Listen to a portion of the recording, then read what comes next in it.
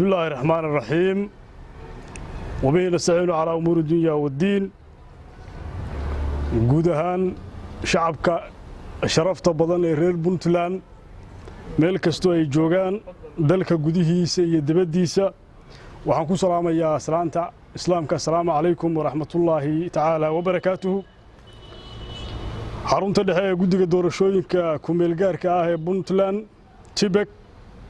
magaalada Garowe 15 bisha 3aad 2020 war saxaafadeed guddiga doorashooyinka Puntland ee ku meel gaarka ah waxa uu ku dhawaaqay 15 bishii 12aad 2019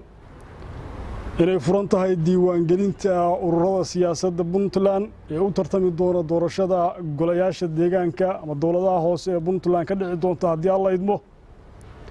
laga soo bilaabo xilligaas guddigu waxa uu ku howlanaa diiwaangelinta ama qabashada araajida iyo codsiyada ururada siyaasadda Puntland waxaa isdiiwaan geliyay oo xarunta dhexe ee guddiga doorashooyinka Puntland iska diiwaan geliyay ama guddigu uu qabtay 17 codsi urur siyaasadeed 17 ka codsi oo diyaar ku ah xarunta dhexe ee guddiga doorashooyinka Puntland galabta waxaan u qabanay shirkan jaraa'id ee aan ku qabanay xarunta dhexe ee guddiga doorashooyinka Puntland oo guddiga doorashooyinka uu qabtay inuu ku sheego waqtigii loo asteeyay diiwaangelinta ururada siyaasadda Puntland inay ku eg tahay galabtay oo ay bishu tahay 15 bisha 3aad 2020 iyadoo uu guddigu qabtay 17 codsi oo ah ururo siyaasadeed oo loo soo gudbiyay haddii alla idmo guddiga ku meel gaarka ah ee doorashooyinka Puntland